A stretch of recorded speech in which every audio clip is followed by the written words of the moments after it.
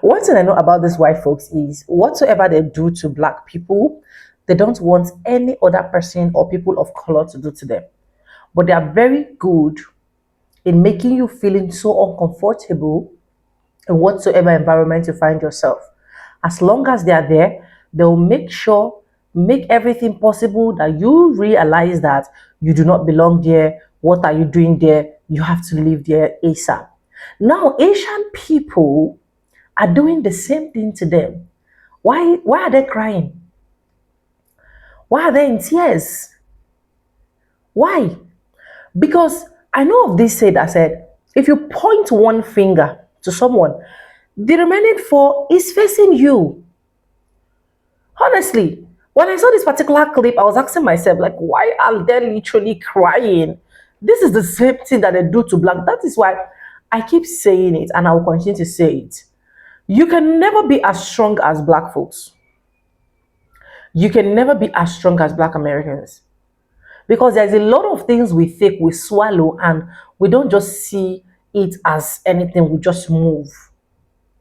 I want you guys to watch this video. Credit belongs to the original creators of every single clips and stitches we have in our today's episode. My name is Sonia. If this is the first time tuning in, subscribe, like this video, drop me a comment, and lastly, do not forget to share for every other person to get this good news. And yes, with that being said, let's dive right into this video and I'll be back with commentary. So I'm going to start with exactly what the girl explained, and then you guys are going to see a lot of tears and why they are crying. Let's go, guys. I really am a nice person, but I can't stop myself from giving snark to the white people at Asian grocery stores. I'm sorry. I'm sorry. I'm not sorry. I can't stop doing it. Like, I just side eye every time I see you there. What are you doing here? And like, arguably, I could be in the right if they're like, you know, taking up space loudly in the way. But I do it even when they're not. I do it when I just see you down the aisle way picking out like your pre-made sushi. I'm over there like, and I know I'm wrong for it because like, especially if it's a small mom and pop grocery store, which I just got back from, like, go support them. Go support them. You didn't do anything wrong. I'm just a bitch. I'm just a bitch. I'm a really nice girl, but I'm also a bitch. And I saw this one girl who was in the grocery store. She was like down the way with like blonde hair and she's like looking at the packets or whatever. I give her this side eye. I'm looking at her. I see her giving me side eye back. She's like at me. I was like, and I know I don't look super Asian, but I'm like, I'm literally supposed to be here. I'm buying the foods that I grew up eating right now. And then she came closer and closer. And I saw this moment as we're both side-eyeing each other, where we both got closer and closer and closer, meeting in the middle of the aisle. And we both realized that the other person is Asian. We both realized that we're Asian. We both were like, And then we smiled and we walked away. It was almost Asian on Asian crime. But I think she was doing the same thing I was doing, giving me the little like, what are you doing here? Which is valid, but also white people keep going to Asian grocery stores, keep supporting small businesses. But I do hate it when white people come in there and they're like, oh my God, I've seen this on TikTok, and their kids are running around amok, like making a disaster for people that are just like buying their regular weekly groceries. I do hate that, but like, most of this is on me, and I'm sorry, but I'm also not sorry. Sorry. There's a viral video going around of this Asian American content creator who admits to giving a side eye to white people at Asian grocery stores. And I don't really have much to contribute to that particular conversation because I just think it's so stupid. But when you look at the kinds of people who are chiming in on this, I oftentimes see a Korean flag next to an American flag. This is not the kind of content that I love making because I do think that we Asians need to learn to stick together a little bit better. But as an Asian Canadian content creator that creates a lot of Asian American content, the pattern is just so noticeable to me. I think I can bring it up now because I have been on here for a while and I have a fairly large body of work of multiple videos defending Koreans and Korean American content creators, and I have even defended them against the best interest of my people as well during that whole Tanghulu and Lunar New Year debacle. I've seen many Asian content creators extend their love for Korean culture through their food, K-drama, K-beauty, And I always make sure to bring up K-pop to pay respect to it because it has done wonders in increasing the market value of us Asian men. And I always make sure to thank them for that. But I don't really feel like the same amount of respect is paid back to me and my people from Korean American content creators, many of whom have built a career for themselves through TikTok, which is a Chinese app. The only time they bring up China is to come after us. The only times in which I see Korean American content creators come out in droves to defend someone from outside of their culture is for white people. For white people going to H Mart. I don't know. I do feel a little bit slighted. Whenever there is an opening to go after an Asian American content creator, the people who are first in line are oftentimes who? Korean American content creators. You have done it to this girl and you have also done it to me as well. And I just feel very little camaraderie from one Asian content creator to another. Someone who has a lot of Korean friends, I know why this happens. I know that Korean culture tends to be hyper competitive, especially when you're competing with an Asian person who's not Korean. And in the past, I have even lost Korean friends for simply doing better than them in school. And I'm like, I don't know what you want me to do here exactly. Like, you want me to sabotage myself just so we can save our friendship? Like, why can't you just be happy for me? Look, this is obviously not just a Korean problem. A lot of Asians are hyper competitive with other Asians. I see that all the time. I just see it a little bit more with Korean Americans. And I just think that it's just so unnecessary. There is more than enough space on here for all of us to thrive. We are not in Korea. Look, I'm not saying that we all need to hold each other's hands and sing K-pop Demon Hunters. I just think that a lot of the vitriol that you spew is super unnecessary. This app only survives because people make content. You and I are only able to be here because you and I exist. We are effectively colleagues, regardless of how we feel about each other. And so I just think that people should exercise a minimum level of professionalism when they're going after another content creator. Some of the nastiest side eyes I've ever gotten in my life were when I went to the Asian grocery store. But it wasn't by Asian people. It was by white people. Without fail, if I go into an Asian grocery store, I will always encounter one or two people. The white guy who's with his Asian wife who's like, or the white girl who's got her purse who has all the charms of the K-pop idols and anime stickers, and her cart is full of ramen, and she's looking at me like, okay. I know, yeah, of course, occasionally I get like a side eye from like an old Asian grandma who's like, how'd you get that dark? But that's rare. That's rare because typically when I go to the stores, like the Asian people that are in there are getting what they want and then they're leaving. I'm just saying, it's like if I go into an Asian grocery store, I know that I'm going to get looked at and stared at, but it's rarely by Asian people because they're just getting what they want and they're leaving. It's typically by the white people who I guess feel like I'm invading their cultural experience. It's just really funny to me that so many white people are angry at this girl talking about how she side-eyes them when they're in the store. When like all my life, I've been side-eyed by white people who feel like I'm invading their space just by existing, going to school, going to work, going to the grocery store, like, you know, Walmart or something. I get looks as if I haven't existed in America my entire life. And it's just insane to me that there are so many people that are like, oh, that's cool, they're just going to a grocery store, but they won't have that same energy when it comes to their grandma who's looking at me like I'm about to steal a bag of chips. Like, of course, no one should feel guilty or bad for going into a store to get things that they need, right? But you need to have that same energy when it's your grandpa who is mad at Hispanic people for speaking Spanish in Walmart, or when it's your white grandma who's staring down a black family in Target. Like, it's just crazy that we have all the smoke and all this accountability for POC, but none of that same energy towards the actual oppressors in this situation. And I'm also not going to say anything about the Asian people who are like, oh, you're doing too much, let them go to the grocery store, you're just being rude and intolerant. I'm not going to say anything about that, but I'm seeing what's happening, and a lot of people are seeing what's happening too. And it's just crazy to me that, again, they will have so much accountability for everybody except for the people that need it. And maybe I'm being petty, but I just think, like, in a world where we are constantly the ones looking like we're invading people's spaces, even though we were all forcibly brought here for whatever reason, and we're just trying to exist, I think it's a little refreshing to see the tables turn a little bit. So I don't really care what anybody says. If I don't care. I don't care. I really do not care. With all due respect to these three older Asian creators, Sujia, Ed, and Joanne, they all made their own take on why white people should be allowed in H Mart. And essentially, it's the same video where they're saying that we should be preaching love and acceptance and food as a unifying theme and allow these white people and non white people to try our foods, which is fine. There's a time and place for that.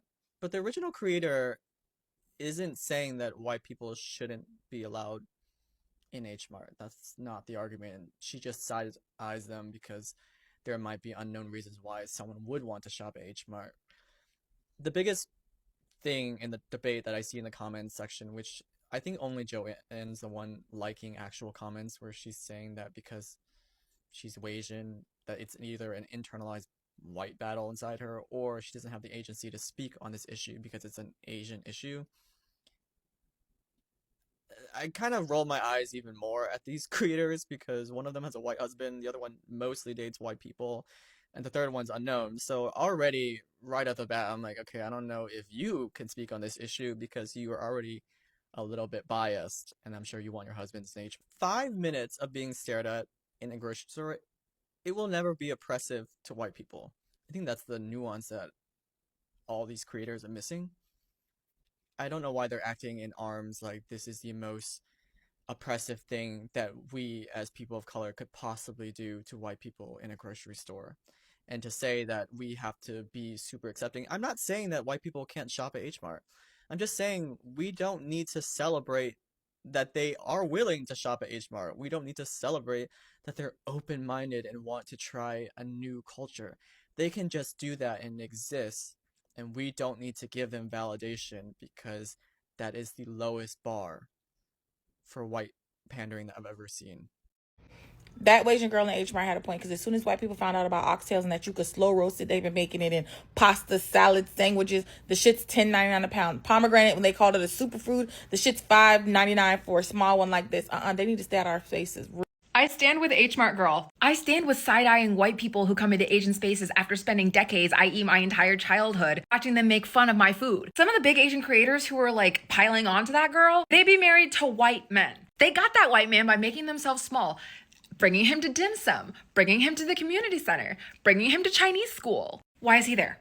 Why did you bring him there? Sujia, I'm looking at you. Why did you bring him there? Why are you with him? You had to literally warp your politics to allow this man to stay in your life. And for the people who are piling on to the original creator, the H Mart girl, for being Asian, half her family is white. She understands white people, I think, better than a lot of full Asian people because she gets to hear what is going on behind the scenes. And she can be white and Asian at the exact same time. Having one white parent does not make her a traitor to Asianness. It does not make her a fake Asian. She is as Asian American as the rest of us. Period. I have blocked all of the low racial self-esteem Asians that have piled on to H Mart girl on this app because I don't want to hear anything from them. I've always felt that their takes reeked of sucking up to whiteness, and often I could sniff some anti-blackness in there too, which absolutely not, never on my timeline. I've spent so much time in my own life trying to be pro-BIPOC people, pro-Asian, pro-Black, pro-everyone. I cannot risk their brain worms infecting me. Yeah, so in case you were waiting for my H Mart take and Asian grocery store take, yes, I agree with H Mart girl.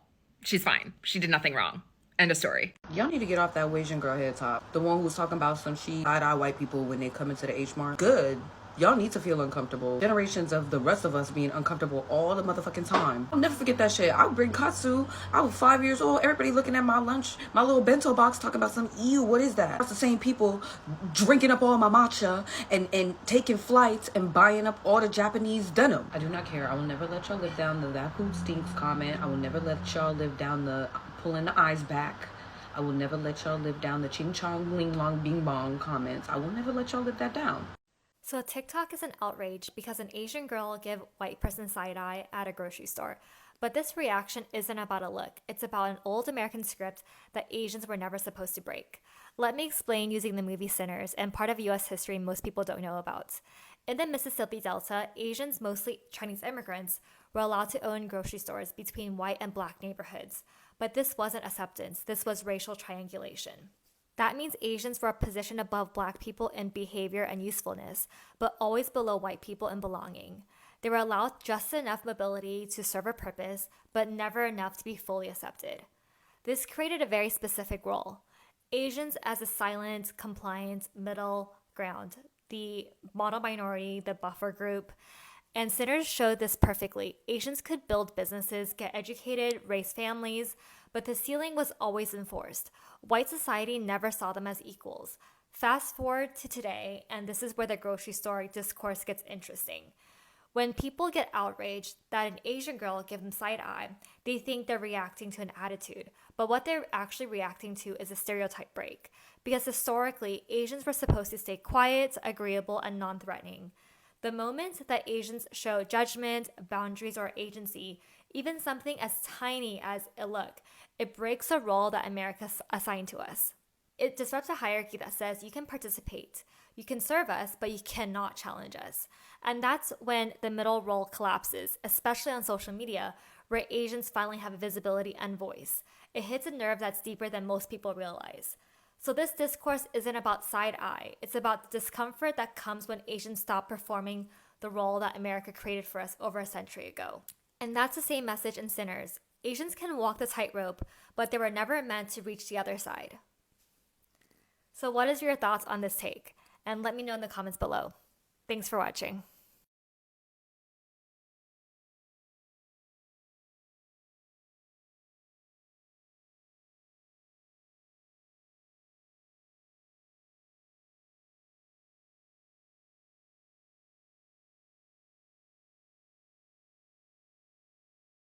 As a South Asian, the entire H Mart drama has been so funny to me. If you've been online for more than 5 minutes, you have probably seen some sort of weird ass comment made about South Asian people, specifically Indians. I'm Bangladeshi, so I don't get a lot of what the Indians get, but South Asian people in general can relate to this. The bigotry towards people of other cultures is still very prevalent, not just for us South Asians, but Eastern Asians and Southeast Asians and Black people and Latinas. So for that reason, I totally understand this Asian creator's concerns about these white people going to H Mart, because the same people taking part in our cultures are the same people who would bash us or not stand with us. I've seen many Black creators weigh in on this, saying how their culture has been replicated so many times by different groups, only for those groups to never stand with them or actually be negative towards them. All the white wine moms in the Midwest trying to do yoga, meanwhile their kids are out here making 7-Eleven jokes about the Indian kids at their school. The same people that called the Korean girls' lunch disgusting as a kid are the same ones going to Korean barbecue now, or listening to K-pop. K-pop Demon Hunters, the biggest movie of the year.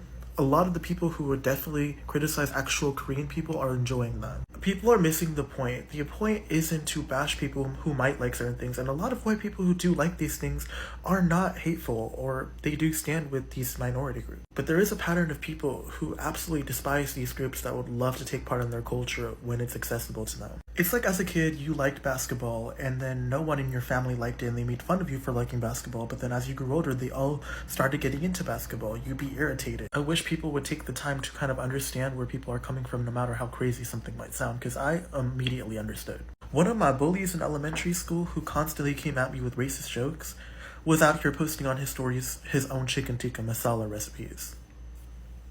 It is genuinely so funny to me. The whole H Mart gate, the white people shopping in Asian grocery stores debacle is embarrassing. It's incredibly embarrassing. If you are side-eyeing anyone in a grocery store because you don't believe that they belong there, you're the issue. You're the weird one. That's strange behavior, especially if you're side-eyeing them based on race. If you don't believe that they belong there based on race, there's a special type of word for that. Can you guess it? Not that I'm trying to come to the defense of anybody here. It's just a weird discussion that, why are we having it? It's embarrassing. Shut up.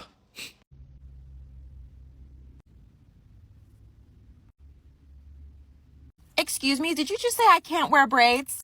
I'm sorry? How would you feel? How would you feel if I told you you couldn't wear certain hairstyles, okay? How would you feel about it? What if I said you couldn't come into the store? How would that make you feel? I just looked over. I don't know. I guess I find it interesting when white people wear braids. How could you do this to me? How could you oppress me like this? I just wanted to wear braids. I just wanted to look pretty, and you're just being mean. Like, are we really going to pretend that white people haven't been side-eyeing us this entire time? Especially if you try to go to the wealthier areas. They will stare you down. Like, people are acting like they're getting followed around in the store and someone called the cops on them. Kind of like what Black people have had to experience. Are we forgetting how boba has been gentrified? There's an issue of taking something that's very distinctly Asian in its identity and quote unquote making it better, which I have an issue with.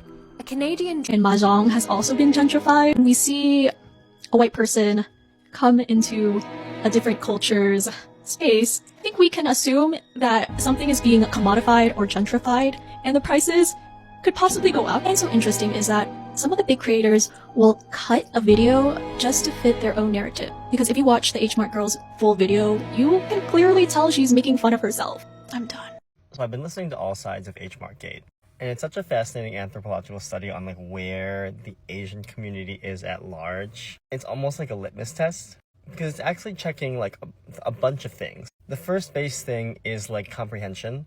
It's clear that most people did not listen like all the way through to the story. Because to me, like the point of the story was Madeline says she side-eyes white people in Asian grocery stores. By the end of the story, she realizes that the person that she's side-eyeing is actually also half Asian, or Asian, you could say.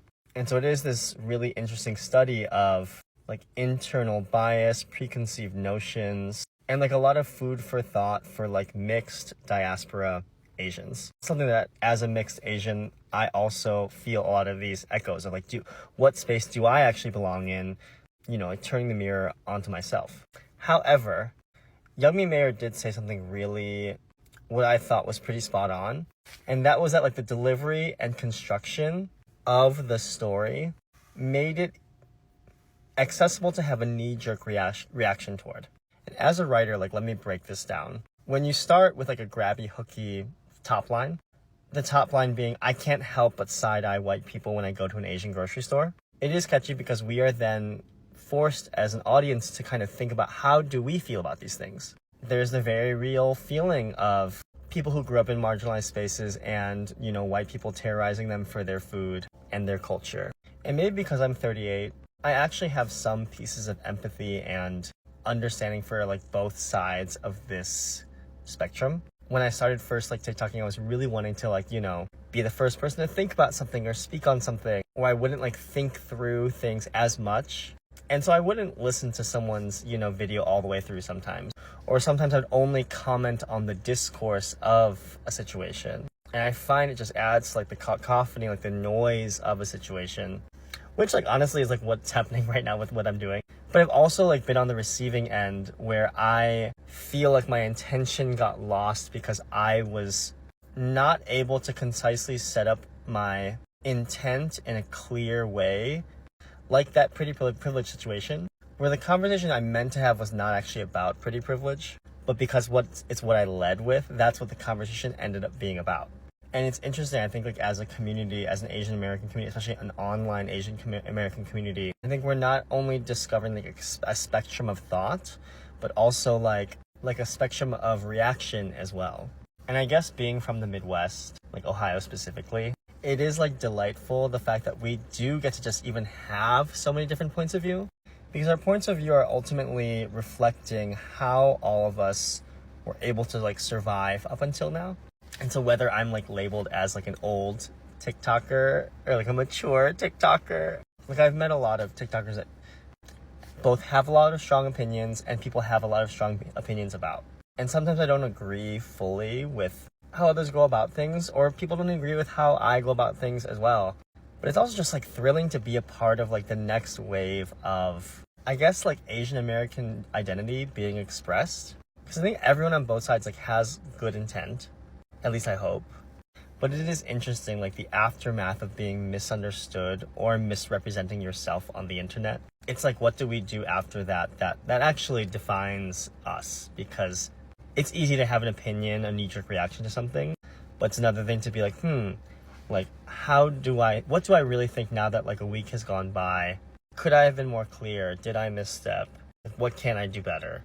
And that's what I missed on Glee, I guess. That H Mart situation is crazy because y'all dad got on this app, twisted that lady's words, and called her wrong for what she said. And she was not wrong. As a black man in America, I completely understood what she was saying. Because growing up, all you heard was negative stereotypes from white people about the Asian culture, the black culture, the Mexican culture, and etc. But then you turn around and you see them indulge in that stereotype. So yeah, I completely understand what she's talking about. I'll even give you some examples. Growing up, all you heard was black people love fried chicken, but white people love it the most. Raising Cane's, KFC, Chick-fil-A, go to all these places, they're dominated by mostly white people. So yeah, when I go to these places, I give them a side eye because all my life, all I heard was black people love fried chicken, but all I see is white people in these establishments. I also lived in the red state, Missouri for 2 years. I was staying in Columbia and working in Jefferson City, and I don't think you can find a black man that stays in Jefferson City. Them about the two whitest cities in Missouri. And my whole time there, all you heard was, oh, we're gonna build that wall. We're gonna make sure these Mexicans get out of our country and stay out of our country. But those people, they love Mexican food. I swear to you, if you go to any Mexican restaurant, it's always packed, and it's packed with not Mexican, not black, not Asian. It's always packed with white people. So yeah, you're telling me that you hate these people so much that you want them out the country, but you enjoy their culture and their food so much. Think about this. They celebrate Cinco de Mayo. And then y'all changed the lady's words up, acting like she was trying to say that white people should be excluded. And you had Asian people and white people doing that. And even though y'all changed this lady's words up, I need help understanding. Now, there were some Asian people and white people saying this. So y'all telling me that we should not exclude white people, the literal creators of exclusion. Did we forget that they created segregation? Did we forget 3/5 of a human? Now, by no means am I saying that we should exclude them. I just want to get that out there. But the pandering and crying out that they deserve to be included is what's crazy to me. Now, I have some good white friends and white families, so I'm not talking about all of white people, but it is a good majority of them. And we all lived through all of this. So for y'all to be acting like what she said was wrong is absurd to me. But let me know what y'all think. I'll see y'all in the next one. Peace. About the side-eye at H Mart discussion in which this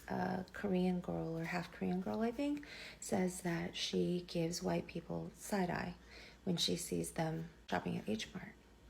And how many other Asian people bandwagoned onto that and thought, yeah, I'm down with that.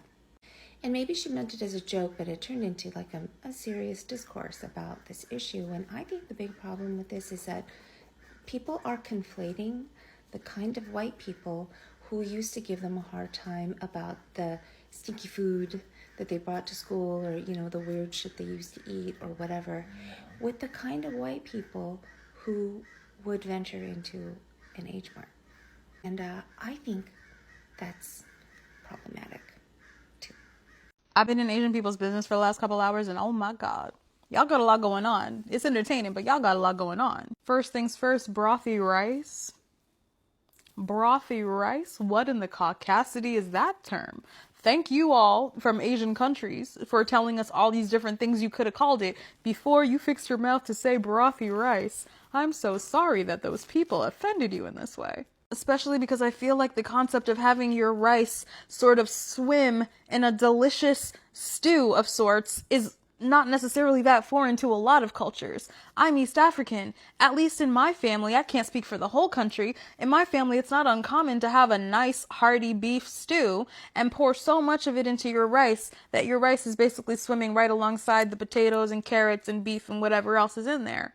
I appreciate all of the different people from different parts of Asia being like, you mean this? You mean that? I'm gonna mess up the pronunciations and y'all don't need that today. But I can't believe that the colonizers called it brothy rice before just Googling to see if there's a term for this. Speaking of colonizers, Dr. Gia, babe, you're my fave. You're my fave creator right now. You are over here reading your whole people for filth.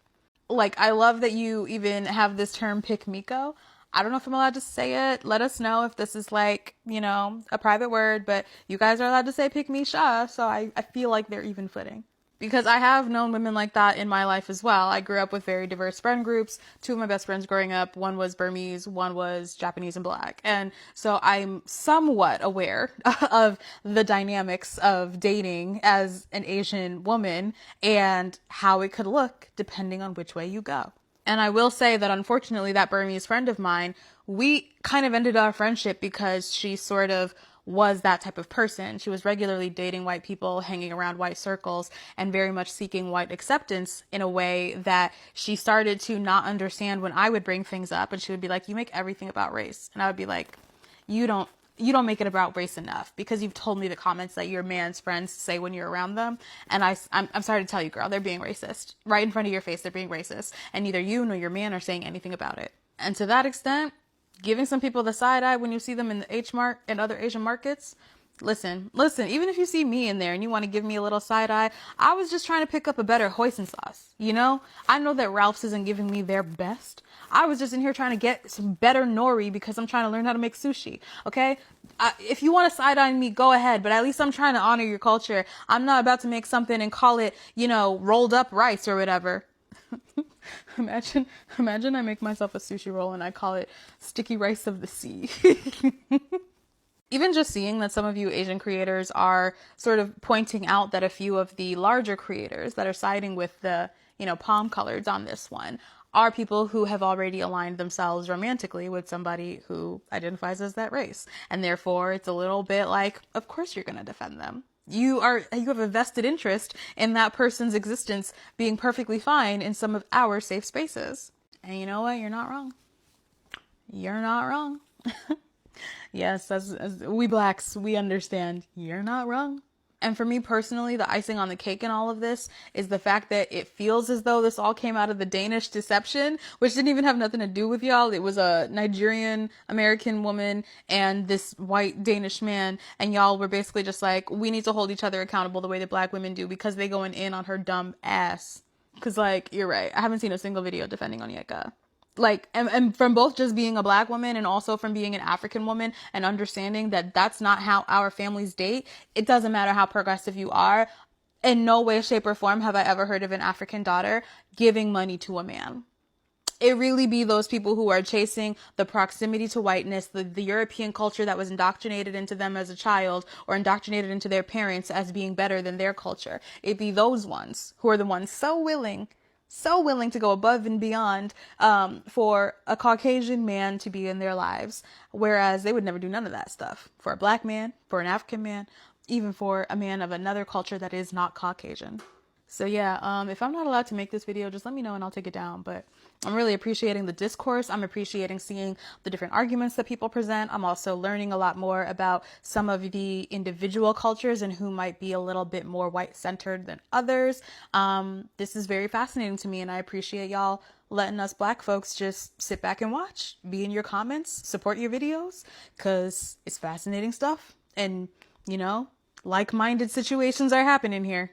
Right, some woman said that she side-eyes white people who are in H Mart, in Asian grocery stores, and that started some big discourse. I'm not here to pile on her or criticize her or whatever, but I'm here to say I actually have a series on here where I go to international shops. I go to foreign grocery stores. I've been to a lot of Polish shops, I've been to a Caribbean shop, I went to a Filipino shop, Turkish shop, and it is by far the best thing I've ever done on TikTok. It's my favorite thing to do because the engagement I get on those posts are amazing. To give you just a wider perspective on things, people love when I do that. They get really excited and they want to see my opinion, see my reaction to these foods, and they want to give their opinions and they want to share how they eat it, how they enjoy it. It's so much fun. The reason I do that series is I'm actively encouraging people to step out of their comfort zone and try these new foods. Don't walk past the shop. Don't walk past a Romanian shop and just think, oh, I'm not Romanian, so what's in there for me? No, go in there. Because there's snacks in there, there's food in there, there's produce in there you've never heard of and you might find and you love. I'm certainly never going to stop. Every time I walk past a shop selling items or food from a country and I've never seen a shop like that, I'm going in there and I'm going to pick up everything. I'm going to look at everything. I'm going to read everything. I'm going to be curious about everything. And then if I can, I'll film it and then I'll ask people on TikTok, like, guys, what do you think? Or if you are from this country, tell me like what I should be eating there. It's fun to share. If you go to our comment section, a lot of them are shouting, you are a racist. You are a racist. You are a racist. Well, is that not the same thing that you guys normally do to black folks? Giving them some bombastic sad eyes. Asking them if they really belong here and why they should be here. Is that not the same thing? Why is it that now that black folks are Asian people are doing it, since we have decided that we're going to be leaving you guys with God and go our way because we want peace and unity. But in some instances, when you try to mess up with us, you get the F around and find out. Asian people are not doing it. Is it a big deal? Is it a big deal? You don't need to feel bad as a white person, especially a white person that is doing exactly the same thing. You know, the problem is a lot of people love to educate people but cannot educate themselves, and that is the white people for you. They love to cry over any small spilled milk. But the same thing they are doing, their own even start from their childhood. They bring them up with that hallucination, with every single thing. They tell them. So you can see that what black folks have been surviving, they've been literally not even sending, or they just see it as, please, it's a normal thing to us now. It's not becoming a major issue in the community. Do not bite the finger that fed you. I keep saying it. I keep saying it. If you are doing every single thing to black folks, who especially built the country, and you think that they can actually not come for you, other people will come for you. That is fact.